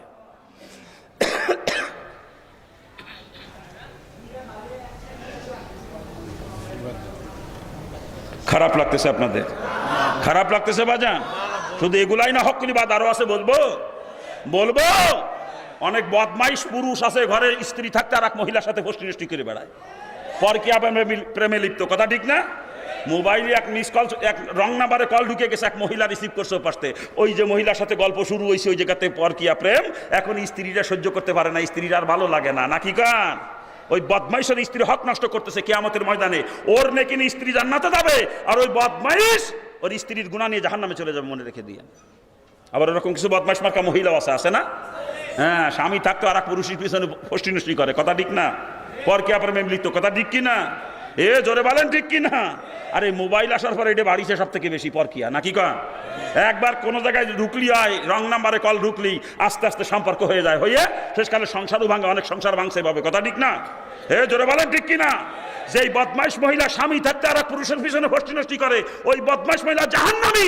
কিয়ামতের ময়দানে স্বামীর গুনাহ ওর আমলনামায় যাবে, আর ওর নাকি ওর স্বামীর আমলনামায় যাবে, স্বামী জান্নাতে যাবে, ও জাহান্নামে চলে যাবে, মনে রেখে দিয়ে। এগুলো হক্কুল ইবাদ বাজান, শুধু এগুলাই না হক্কুল ইবাদ। আপনার গরু চার একজনের ফসল খাইছে ছুটে যাইয়ে, যত ফসল খাইছে প্রত্যেকটার দানার দাম হিসাব করে রাখবেন, বুঝিয়ে দেওয়া লাগবে, আপনার মাপ নাই। ছাগল পালেন ছাড়িয়ে দিয়ে, বাজারের মধ্যে ছাড়িয়ে দিয়ে, আর একজনের ফল খায়, আর একজনের কলা খায় ছাগলে, আপনার ছাগলে যত লোকের যত ফসল খাইছে আপনার ছাগলে, সব বুঝিয়ে দেওয়া লাগবে। এগুলো হক্কুল ইবাদ, এগুলো হক্কুল ইবাদ। হাঁস মুরগি পালেন ছাড়িয়ে দিয়ে, আর একজনের তা খায়, ও বুঝিয়ে দেওয়া লাগবে আপনার, এগুলো হক্কুল ইবাদ। ছাড়িয়ে দিয়ে হাঁস মুরগি পালা জায়েজ নাই। অনেকে কবুতর ফলে, সকালবেলা ঘুমেতে উঠে কবুতরের খুব দরজা খুলে দেয়, ঝাঁক ধরে উঠতে চলে যায়, কাত্তা খাই আসলে এইসব করেন না, বিয়া কেলের দল, সব বুঝে দেওয়া লাগবে। এগুলো হক্কুল ইবাদ, হক্কুল ইবাদ। এগুলা আসেন কোন তালে? আপনার বাড়ির কাজের মহিলারও অন্যায়ভাবে বেশি কথা বলছেন, আপনি তার হক নষ্ট করেছেন। আপনার দোকানের কর্মচারীকে অন্যায়ভাবে বেশি কথা বলেন, তার হক নষ্ট করেছেন। আপনি চাকরি করেন, বড় অফিসার, আপনি আপনার অধীনস্থ কর্মচারীকে আপনি অন্যায়ভাবে বেশি কথা, তার হক নষ্ট করেছেন আপনি, এগুলো হক্কুল ইবাদ। আপনি সরকারি দল করেন, বড় নেতা, আপনি পাবলিকের খাতায় রাখেন না, এর অন্যায়ভাবে বেশি কথা কন, জুলুম করেন এর উপরে, এগুলো হক্কুল ইবাদ বাজান। যদি জাহান্নাম থেকে বাঁচতে মন চায়, ওদের পা ধরে ধরে মাপ চান, পা ধরে ধরে মাপ চান, আর কিয়ামতের মধ্যে আপনার নেকি নিয়ে ওরা জান্নাতে যাবে, আর ওদের গুনাহ নিয়ে আপনার জাহান্নামে যাওয়া লাগবে, মনে রেখে দিয়ে। এগুলো হক্কুল ইবাদ। শুধু এগুলাই না, হক্কুল ইবাদ আরো আছে, বলবো? আপনার বোন ছিল দুইটা, একটারে বিয়ে দিয়েছেন সিদ্ধিরগঞ্জ থানায়, আর একটারে বিয়ে দিয়েছেন ফতুল্লা থানায়। এদিকে নারায়ণগঞ্জ সদর থানায় জমি জরিপ শুরু হয়ে গেছে, আপনার বন্ধুটা খবর পাই নাই। আপনি তলে তলে অফিসারের সাথে লাইন গার্ড করিয়ে, সেটেলমেন্ট অফিসারের তলে তলে মাল পানে কিছু ধরাই দিয়ে, বাপের জমি জায়গা যা ছিল বন্ধুটাকে ফাঁকি দিয়ে সব নিজের নামে রেকর্ড করে নিয়েছেন। কি করে নাকি এরকম? আপনাকে দেশে করে এরকম? ওরে যদি কেউ করে থাকেন, পাও ধরে করছি, পাও ধরে ও শরীকের সম্পত্তি সময় থাকতে ফিরিয়ে দেন, যদি জাহান্নাম থেকে বাঁচতে মন চায়। আর না হলে কোনো নবীরও ক্ষমতা নাই আপনাকে জাহান্নাম থেকে বাঁচাতে, ডাইরেক্ট জাহান্নামের কিয়ামতের দিন ডাইরেক্ট জাহান্নামে যাবেন। আবার কত বাপ আছে মারা যাওয়ার আগে আগে মেয়েগুলোরে ফাঁকি দিয়ে জমি জায়গা ছেলের নামে দলিল করে দেয়, আছে না? আছে কি না? জোরে কার? উনি যাবে হজ করতে, হজের টাকাও জমা দেওয়া হয়ে গেছে, এখন মনে মনে চিন্তা করে যাবো তো, যদি ফিরে আসতে না পারি, এক ফেসলা করিয়ে থুয়েই যায়। তাড়াতাড়ি করে কি মেয়েগুলোরে ফাঁকি দিয়ে জমি জায়গা সব ছেলের নামে দলিল করে থুইয়ে কুনাকুনি চলে যা পশ্চিম মুখ, মক্কা মদিনাতে ঘুরিয়ে আসে, নামের সাথে লাগায় আল হাজ, ওরে ঠেলা রে। আমি কে বিয়াক্কেল মানসি হাজ করে হাজি, আর তুমি হয়েছে এক নাম্বারের পাজি। সম্পত্তি ছেলে কতটুকু পাবে, মেয়ে কতটুকু পাবে, ভাগ করে দিয়েছে কে? আল্লাহ। ভাগ করে দিয়েছে কে? সম্পত্তির মিরাজ বন্টন করেছে আল্লাহ নিজে কোরআনে পাকের মধ্যে, কথা ঠিক কিনা? কার সম্পত্তি কে কতটুকু পাবে আল্লাহ নিজে ভাগ করে দিয়েছেন, ঠিক না? এই আল্লাহর ভাগ, কোরআনের ভাগ ওনার পছন্দ হয় নাই, আল্লাহর উপর দিয়ে মাতবরি করেছে, কোরআনের ফয়সালা অস্বীকার করে মেয়েকে ফাঁকি দিয়ে ছেলের নামে দলিল করে দিয়েছে, আর এক বিয়া কেলে এক ছেলেকে ফাঁকি দিয়ে আর এক ছেলের নামে দলিল করে দিয়েছে, কথা ঠিক না? এই যে কোরআনের ফয়সালা অস্বীকার করেছে, আর কোরআনের একটা ফয়সালা যদি অস্বীকার করে তার ঈমান থাকে না, কথা ঠিক কিনা?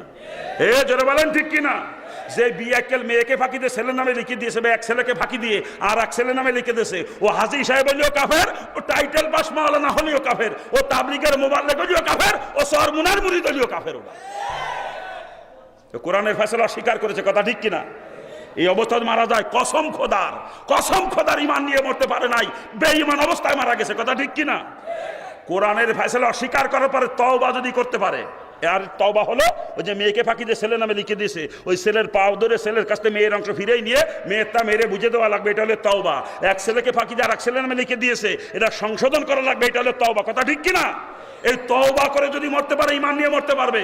আর তওবা না করে কোরআনের ফয়সালা অস্বীকার করছে, এই অবস্থা যদি মারা যায়, কসম খোদার বেঈমান অবস্থায় মরছে, কসম খোদার, ঈমান নিয়ে মরতে পারে নাই।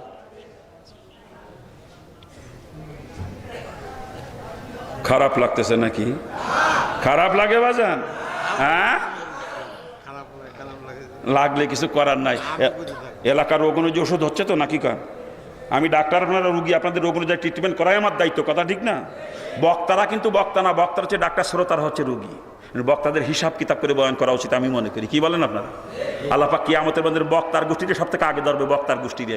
দেশে এত বড় বড় আলেম ছিল যাদের এলেমের কিনারাও খুঁজে পাওয়া যায় নাই, কিন্তু আমি তাদেরকে বক্তা বানাই নাই, ডাক্তার বানাই নাই, আমি তাদেরকে স্টেজে উঠে কথা বলার যোগ্যতা দিই নাই।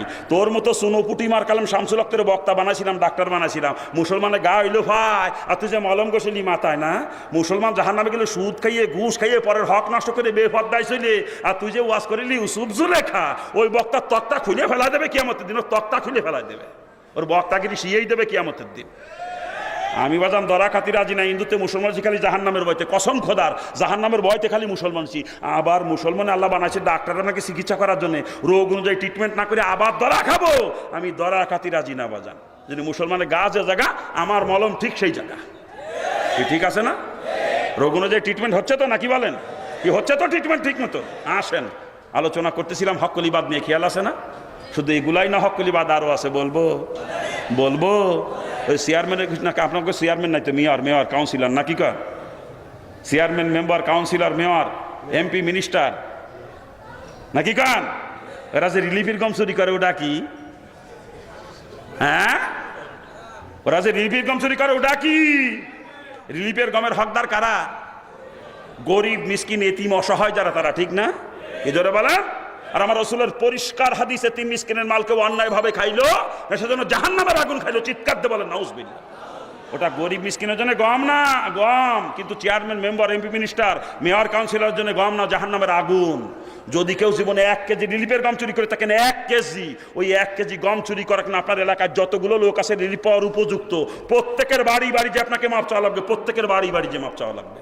যতগুলো লোকের হক নষ্ট করেছেন প্রত্যেকের কাছে মাপ চাওয়া লাগবে। ওরা যদি মাপ করে জাহান্নাম থেকে বেঁচে যাবেন, আর যদি ওরা মাপ না করে একেবারে ডাইরেক্ট জাহান্নামে, ডাইরেক্ট, কোনো নিস্তার নেই। কোনো যেগুলো হক্কুলিবাদ বাজান, হক্কুলিবাদ এগুলা। আর খালি member chairman MP minister mayor councillor দ্বারা খাবে তা না, আমরা যারা ভোট দিয়ে পাস করাইছি আমরা সমানে সমান, এই কথা ঠিক না? আমি যদি ভোট না দিতাম উনি পাস করতে পারতো না, কথা ঠিক না? আমার ভোটের উপরে ভিত্তি করেই তো আজকে চেয়ারম্যান মেম্বার হয়েছে, মেয়র কাউন্সিলর হয়েছে নাকি কান, এমপি মিনিস্টার হয়েছে, কথা ঠিক না? আর আমি ভোট দিয়েছি ওই দিনই মরে গেছি, কিচ্ছু আসে জানা, কিন্তু ভোট যারা দিয়েছি পাশও করে গেছে, 5 বছর থাকবে ক্ষমতায়, আর এই 5 বছর ক্ষমতায় যত আকাম করবে সব আমার কবরে সমানতালে পৌঁছে যাবে, সাদগায়ে জারিয়া। ভোট কাউকে দেওয়ার জিনিস না বাজান, ভোট নিজের আখিরাতের কামাই। সৎ যোগ্য দিনদার পরহেজগার মুত্তাকি একজন মানুষকে ভোট দিয়ে নির্বাচিত করে দিবেন, ওই লোকটা তো ভালো কাজ করবে, আপনি মরে কবরে চলে কবরে শুয়ে সমান তালে নেকি পেয়ে যাবেন। আর যদি বিআইকেল মার্কাটারে ভোট দিয়ে ফাঁস করে দেন বদমাইশ মার্কা, ও যত আকাম করবে ও আপনার কবরে সমান তালে পৌঁছে যাবে, মনে রেখে দিন, সমান তালে পৌঁছে যাবে। কিয়ামতের মধ্যে আমলনামা যখন সামনে আসবে দেখেন আমলনামার কি সাইজ, আমলনামার মধ্যে রিলিফের গম চুরি করার গুণা, কাহাল বাটারটা ধরে খেয়ে ফেলাইছেন আমলনামায় লেখা রয়েছে, ডেরেন চুরিয়ে রেখে ফেলে, ডেরেন ধরে খেয়ে ফেলাইছেন আমলনামার মধ্যে লেখা আছে না? এই করে না এরকম? খালি তা না, সিডরের সময় কম্বল খাইছেন তাও লেখা আছে আমলনামার মধ্যে, পায়খানা খাইছেন পায়খানা তাও লেখা আছে। ওরা পায়খানাও খায়, কিন্তু পায়খানাও খায়। সরকারের থেকে গরিব মানুষের জন্য ফ্রি স্যানিটারি ল্যাট্রিন দেয়, স্যানিটারি পায়খানা দেয়, আর ওদের কাছে আনতে গেলে একটা হাসারা করে দেয় না, কথা ঠিক না? ও পায়খানাও খায়। এগুলো সব আমল আমরা যদি ভাবেন আপনি কিয়ামতের দিন বাজান, খালি এইগুলো তা না। কয়বার এলাকায় কনসার্টের আয়োজন করছেন, সেমডিয়ানি নাচাইছেন, কয়বার এলাকায় বৈশাখী মেলার নাম করে যুবক যুবতীদের মিলন মেলার আয়োজন করেছেন, কয়বার সার্কাসের আমদানি করে জুয়ার আড্ডা মিলাইছেন এলাকায়, এ সব আবার আমলনামায় পাবেন কিয়ামতের দিন সব। আপনি আমলনামা দেখে কবেন আল্লাহ আমলনামা এটা আমার না, আল্লাহ বলবে ওটা তোর, আমার ফেরেশতারা ভুল করে না, তোর ওটা। আপনি আল্লাহ কন কি? আমি জীবনে মন্ত্রী হইনি, এমপি হইনি, মেয়র হইনি, কাউন্সিলর হইনি, চেয়ারম্যান মেম্বার হইনি, আমি কোনো শহীদ আরও হইনি, আমি এগুলো করলাম কি করে? আল্লাহ বলবো হয় তুই যে জীবনে শহীদ আরও হইনি আমি জানি, তুই আজিক সাহেব ছিলি তোরে চিনি নি আমি, তুই মৌলানা সাহেব ছিলি মসজিদের ইমামতি করেছিস আমি জানি, তুই মাদ্রাসা সাইকুলার ছিলি তাও জানি, আমি সাইকুলার দিচ্ছিলি মাদ্রাসার, তুই গাঠটি নিয়ে বছরে বছর ছিলি আমার আমি দেখিনি, সরমনায় যে ওরে কান্দা কান্দি সব জানি আমি, তুই যেগুলো করিস না আমি তাও জানি। তোর আমলনামায় কেন লাগছে ফেরেশতারা? তুই যারা ভোট দিয়ে পাশ করাইছিলি সেইগুলো করেছিল, তুই যদি ভোট না দিতে পাশ করতে পারতো না, তোর ভোটের উপরে ভিত্তি করতে গুলো করার ক্ষমতাতে পাইছিল, ওর আমলনামায় তো লেখছেই ফেরেশতারা, সাথে সাথে তোর আমলনামায় সমানে সমান। মানে ভোট চিন্তা ভাবনা করে দিয়া লাগবে বাজান, চিন্তা ভাবনা করে। উপযুক্ত ক্যান্ডিডেট পাওয়া গেলে ভোট দেবো, নাহলে ভোট কেন্দ্রে যাবো না, কি কান? আমি ভোট দিয়ে পাস করাই দেবো, চুরি করে গুলশানে বাড়ি কিনবে, ওর কোটি কোটি টাকা ব্যাংক ব্যালেন্স হবে, ওই এসি গাড়ির মধ্যে ঘুরে ঘুরে মাতবরি করবে, আর আমি গুনার বাগ দেবো, খাইয়ে তোমার কাম নাই। উপযুক্ত ক্যান্ডিডেট পাওয়া গেলে ভোট দেবো, নাহলে ভোট কেন্দ্রে যাবো না, কি কান? আমার জীবনে পর্যন্ত 3টে ভোট দিছি আমি, মাত্র আমার জীবনে 3টা ভোট দিছি। একবার একজন মুফতি সাহেব এমপি ক্যান্ডিডেট ছিলাম, তারে একটা ভোট দিয়েছিলাম। একবার পৌরসভার একজন হাফেজ সাহেব একজন মেয়র ক্যান্ডিডেট ছিল পৌরসভার, তারে একটা ভোট দিয়েছিলাম। আর একবার চরমুনার পিসাবের তরফ থেকে একজন ডাক্তার সাহেব, যদিও সে মাদ্রাসায় পড়ে না, মাদ্রাসার বারান্দায় যায় নাই, ডাক্তার মানুষ, ডেন্টিস্ট, কিন্তু বেচারা বড় আল্লাহ আলা মানুষ, দীর্ঘদিন তার তাহাজুদ কাজা হয় না, খবর পাইছি। এরপরে লোকটারে ভোট দিছি, তার আগে না। এই তিনটে ভোট আমার জীবনে দিছি। ভোট দিয়ে জাহান্নামে যাইতে আমি রাজি না বাজান। আপনারা কি করবেন? আপনারা চিন্তা ভাবনা করেন। রাস্তা দেখাই দিয়ে গেলাম, যা ভালো বোঝেন তাই করেন আপনারা। এটা আপনাদের দায়িত্ব, কথা ঠিক না? হ্যাঁ, আসেন বাজান, আসেন আসেন। খারাপ লাগতেছে আপনাদের? হ্যাঁ, আলোচনা করতেছিলাম চাকরি নিয়ে, খেয়াল আছে না? এই খেয়াল আছে না? হ্যাঁ, তো চলে গেলাম ঘুষ খাই, পরে হক নষ্ট করে হকল ইবাদে চলে গেলাম। ফিরে আসতেছি জায়গায় যে চাকরি বাকরি করতেছি, রসুলের তরিকার খেলা বাজানে চাকরি হয়ে যাচ্ছে না ফরমানি। এই চাকরির কারণে কি আমাদের জাহান্নামে চলে যাওয়া লাগবে? চিৎকার দিয়ে বলেন নাউজুবিল্লাহ। অবাজান আলোচনা করতে আল্লাহ সৃষ্টি করেছেন লালিয়াবুদুন, একমাত্র ইবাদতের জন্য। অর্থাৎ যা কিছু দুনিয়া করবো সব কিন্তু ইবাদত হওয়া লাগবে, ঠিক কিনা জোরে বলেন? হ্যাঁ, এই প্রসঙ্গে আলোচনা করতেছি। যেই কাজের মধ্যে রসুলের তরিকা আছে, রসুলের তরিকায় করলে সেটা ইবাদত হবে। আর রসুলের তরিকার খেলাফ যদি যেটা আল্লাহ নাফরমানি হয়ে যাবে, ঠিক কিনা জোরে বলেন? কি জোরে বলেন, ঠিক কিনা?